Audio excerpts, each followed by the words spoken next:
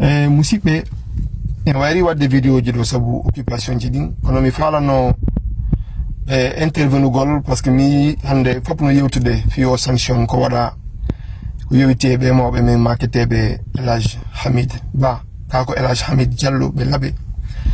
fi koɓe exprimi ɓe inni laaɓe ko yimɓe jamfanteɓe mi anda ko hon ɗum waɗi si tawi enen fulɓe ɓen par ce que min souvent min mi wolnayi on ɗum ɗinni probléme on kaka leñol men woni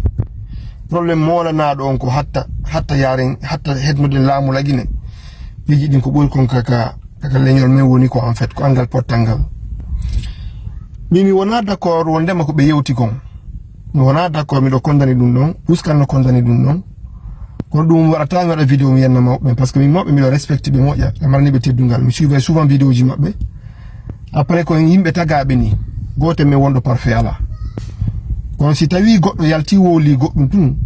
yimɓe fof cukkiki on tiji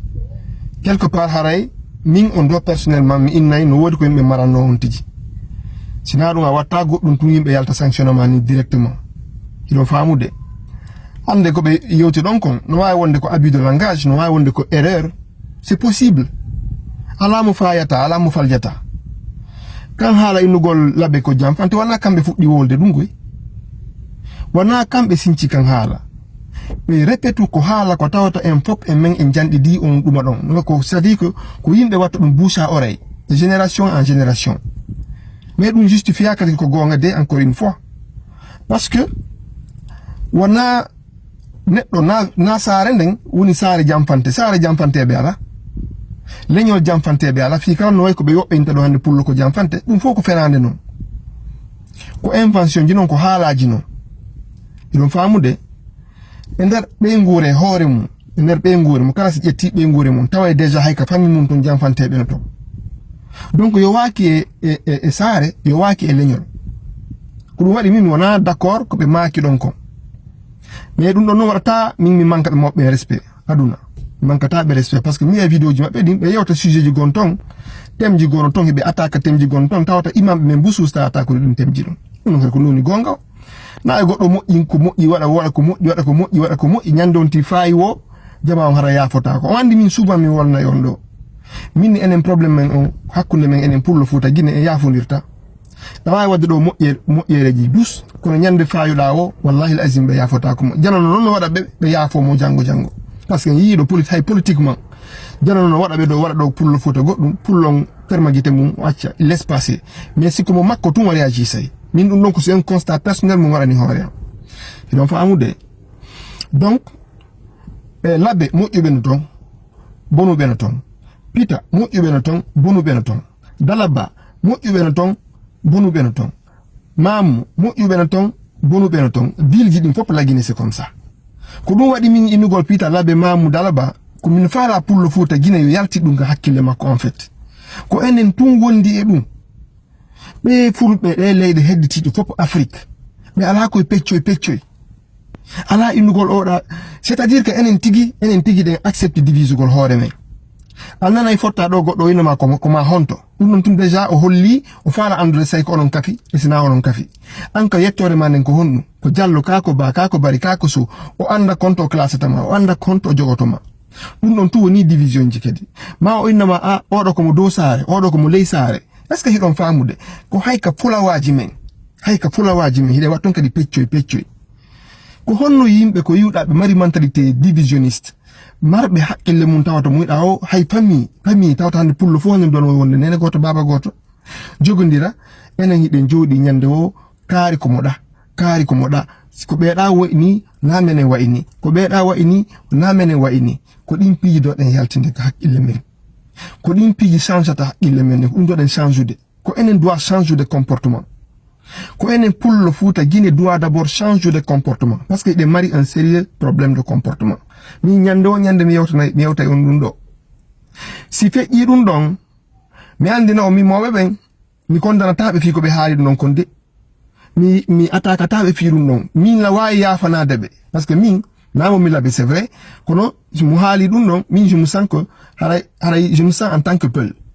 mi garata enugo komo Pita ko laɓe ko Mamu ko Dalaba min hande en fop ko haala woto woleten ɗum ɗon tout ça me suffit on faami donc yimɓe ko waawa yaafondirgol goɗɗo si waɗi erreur yaafeemo si goɗɗo waɗi erreur yaafeemo oton innu si on ti waɗi erreur tun on attaquaymo ma on sanctionnaymo joni onon wonɓe sanctionde ɓe moɓe ɗo hande interdisa ɓe fiiɓe wowli ka haala ɗo taɓe juule ka juulirde ko juulirde ko tawata c'est à dire que c'est un lieu de culte juulirde wona tagaɗo jeey juulirde de juulirde ko Allah jeey juulirde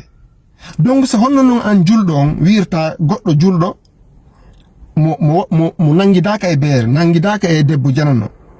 par ce que siko hewti niveau ji goo on ten wawi gasa interdisede on faami mais wono haala abus de langage ɗum interdisa goɗɗo yahgo juulgol e juulirde et puis ko hombo wawata interdisude goɗɗo juulgol ko hombo laaɓi wola nelan ko hombo laaɓi onon ɓe wonɓe nden mojobere ɗon sanctionné ɓe moɓe ɗo hande interdisi ɓe juuloygol ko hombo e mon laaɓi ko hombo e men laaɓi min mi waɗa e péché min mi waɗa e piiji bonɗi onon wonɓe landarde ɓe on waɗa e piiji bonɗi julnayɓe gon ton ɓe waɗa e piiji bonɗi par ce que mo kala si tawi ɗaɓɓitama ka vie privé makko fuyama a tawa e goto laaɓuɗo ala a tawa mo uttuɗa placard mo o a tawa yaade cadavre là-dedans mo urtuɗa placard mo o a tawi ko fureji o suuɗi tomo mari donc neɗɗo kala no mari secret ji neɗɗo laaɓuɗo ala awa to goto sikku kanko mo laaɓi ɓuri fof to goto sikku kañum no wawi juge de yimɓe par ce que Allah to wata juge de goɗɗo ɓe mawɓe on toñiɓe fii honɗum par ce que ko dole wonɗon ɓe hollude hande ko yimɓe jelo moko baɓe jelo imamɓe jelo nangida e jowoyi imamɓe jelo nangida e jowoyi lagine ha hande ɗum waɗiri ni buzz ha hande o yi communauté islamique ligue islamique fuutankeɓe no yalta wara ɗum wara discours ji fi ɗum ko imamɓe jelo nangida e jowoyi oustas ɓe jelo nangida e jowoyi wondiran nen kadi gonga e ndi leydi wondiran gon non kadi gonga na manque goɗɗo respect mais wona yon ar waɗu attente à la vie privée aux droits des citoyens parce que ɗum ɗo ko obstruction à la liberté d'expression wiyete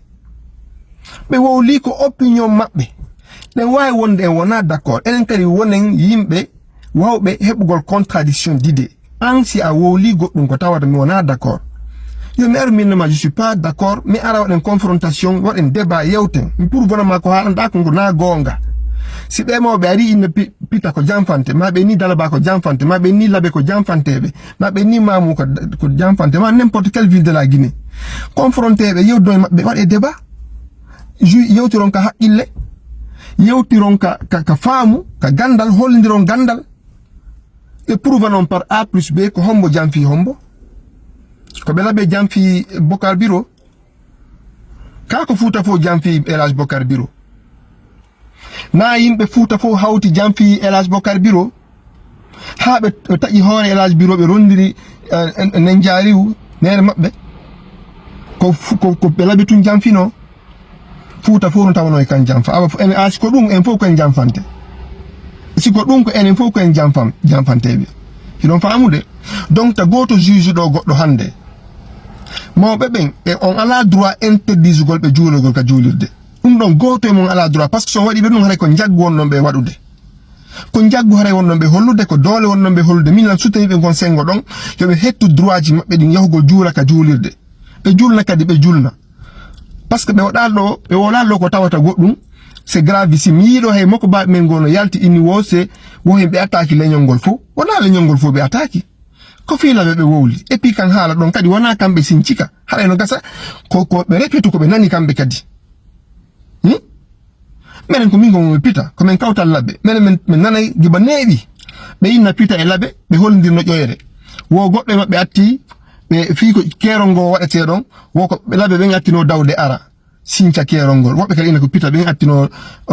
dawde sincugol keerol ngol etc ça c'est des légendes ko haalaji noon mais ɗum haɗata min j'ai des amis de labɓe ɓe trahis Allah min ko ɓe pita ko lawani ko ɓe pitaɓe hayɓe déjà woɓɓe gon to no añiran ɓuuri yimɓe ɓe labɓe on famude donc ɗa wawi wonde mo labɓe welda emo dalaba ma mo pita hara ko ma labbe hara ko mo labbe jam fotoma da way wonde mo pita hara ko mo pita jam fotoma da way wonde mo dalaba hara ko mo dalaba jam fotoma comme da way wonde mo mamu hara ko mo mamu jam fotoma ko hay ka be ngure ma hay ka be ngure ma jam faka ngoton fuddi kon woni en yaali do be yahaybe do immina janambe ar wara ma jogibe jawdi naka famiji mabbe ton harabe iwata pour la plupart est ce que be ngon dabbiti ko région be wuri donc jam fante no way ko tonita pour le ben pour le ko peut-être ko juste c'est des accusations fallacieuses yo wake hay enoku ok joni on sanctionne be mo be juulo ita be yaata ka juulo ton on non de quoi comme je dina kan ko hombo je dina kan ko hombo je juuli den ko non darni juuli den ko même droit marudon no mari don droit yawgo juulo ya non lieu de culte rewa adora Allah ko non be mari droit yawgol be juula be rewa Allah on ala ka droit autorisation hay normalement interdit gol goto juulugol ma yawgol julna si aurait été que be nangi dama e debbo janano dum non no famo ma ko bere be yira ka juulirde ma ka yaasi no famo ko fi goddo no wadi abi no wowli ko tawata vraiment blessi goddo go mabbe si be ari be excuse ke ma hay si be excuse aki ko c'est ko liberté ko tadi ko opinion mabbe ko taga do faayata ko goddo wieta min ko ni mi sikkiri non inno ma faayi goddo nako jangi wo ko jangi mo faaya goddo gandal makko hadata o faayade a jangata ha janga ina faaya jangata ha hewta niveau mo tawata afaayata yana pas contradiction no e religion ji din fop e société ji din fop kono enen pullo fuuta jine en yida contradiction hakkunde men en yafondirta et ça c'est malheureux janano mi ko mi wolni on nanen ko janano are waden ko faala yaha jango on bannitay mo nyande o ari o jalani o on bannitay mo kellanom mo bambom mo kono say ko mo wallahi alazim mo accantam ina renti men ka réseaux sociaux depuis des années men renti goni fejjude ko tout le monde voit ko fulbe woni wadirde ko harane naabe labbe de har ko vilji ko kadi awa be vilji ko kanno jamfaade be labbe kanno jamfondirde ton e wobbe go ko non c'est comme ça donc on sanctionne mo be fibe wowli ka hala do kono hadi sanctionnon mawbe wombe nyaamude riba hadi innon joni be mawbe okketebe kat je hadi yombe mawbe okketebe sakuji maro hadi wi ombe be mawbe jotobe tippina deftere den jangana laamuji waraydi yimbe ma hadi yi on joni be mawbe hendotobe do bidonji nebban ture ma nebban tiga ben non ko riba woni nyaamude ko l'argent public l'argent du contribuable guinéen be woni nyaamude innon be don awa jonnata on pourtant le bous et mon politicien ji ardo wodon jokkimo régime ardo wodon jokkimo ko régime bi jelu jangan don do fati ay falagi e nasi e tippinan dum deftere ne fiyo har hebe warude hay alpha konde on jangani modo dadis camara on jangani modo dumbu ay don janganne modo oui ou non non kan ben don kan ils sont pieux ben don kan ils sont nickel, ils sont clean donc awa accen bonindirgol hakkunde men en fait accen bonindirgol hakkunde men accen anyindirgol enen pullo fuuta jine accen parce que min be mobe do min ko mi yi hari don baganibe en fait hibe wadde débatji ko tawata no blessude wobbe mon hibe tousude sujet ko tawata hino blessude wobbe mon onon be mawbe wombe ka ligue islamique fuutanke do ko dum wadi tawi on profite o opportunité do on sanctionne be mais wana kabu ko be yewti do kon sanctionner dembe don fami jama on fami société on suti sukabe no suti parce que buy relay vidéo ji mabbe do mimi moi je l'écoute mimi janto vidéo ji mabbe mi janto ko be yewta kon après c'est un être humain ko tagado wondo parfait ala ko do wasi mi inni on do hande mo kala si fu yama e vie privée mum dabbitama mo taway mo kala no mari ton des cadavres dans le placard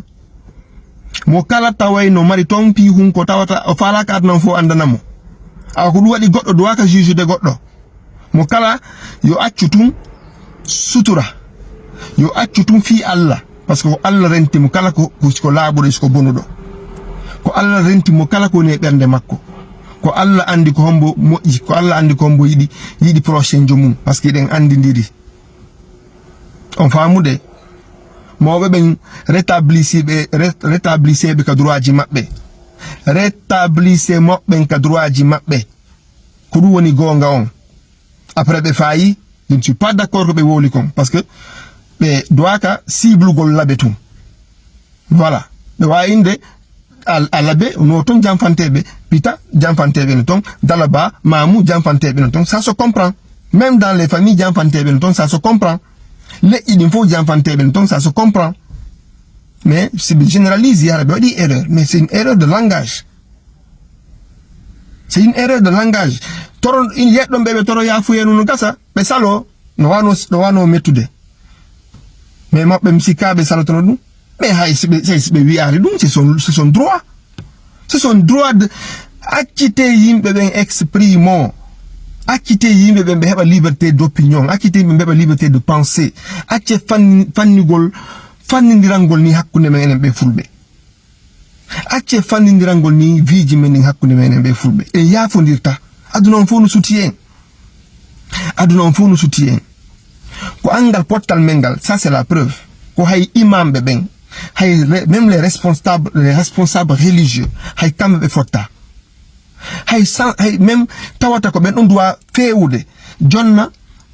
c'est-à-dire le bon chemin à suivre. Kamɓe tigi ɓe mari tension je hendi e jalousie ji hakkunde maɓɓe. Si fay ɓen observe ɗum ɗo ko ɗum fay ɓen kañum wiyata. Hande wona naka religion, naka dina, wonaka culture, naka sport. Mo yiɗa ono hamani goɗɗo. Ko hay julnowoɓe hamani mo wonɗo julnude de kutuba, wola fi dina, wola fi no moƴƴira. Ay on ɓe monanimo. Par contre, aro wacca lando, aro fena, aro tokkindira, on ɗon na probléme. Aro cautionne ko pay koye mum warete, ɗum ɗon na probléme. Ka ko imam ɓe jelo immiɗo dogi, ɗum ɗon ko région ji ɗin fof la Guinée, ko imam ɓe jelo immoto doga ka administration guinéen ɗo. Administration kala aruɗo, kala régime aruɗo, a commencé par Conté, haray ko Sékou Touré woni, tan Sékou Touré woni, imam ɓen yahano no gasa ka pale ton. Mais itandema Conté heɓandema hande, ko imam ɓe jelo woni tippari ka paleji. Sa woli ɓe non, sa woli a critique ay ni imam ɓen dénoncé ta ɓe na ton ukkidir politique et dina. Alors que politique dina ɓe jogiiɓe dina kan, heno bambude politicien jigo action politique jigon ton leydi ndi. That's right. Ko gonga. Ka accen juge ndirgol. Mo kala e men si inni ɗaɓɓitay erreur ko o waɗi kon, mo kala e men inni yafotako, marsata. Accite moɓɓen e droit maɓɓe on, acciteɓe ɓe yaha ɓe, c'est-à-dire que il continue. Kala goto sukaɓe no doit salagol ɗum ɗon laɓe. Non, je vous appelle onon sukaɓe laɓe, des gens conscients, les jeunes de laɓe qui sont conscients là. Ton jogoro moɓɓe fika haala ɗo de. Ɓe waɗi erreur, certes, goto bambata on erreur ɗon. Mais en tant que musulman, on wawata inde maɓɓe juulata ko droit maɓɓe.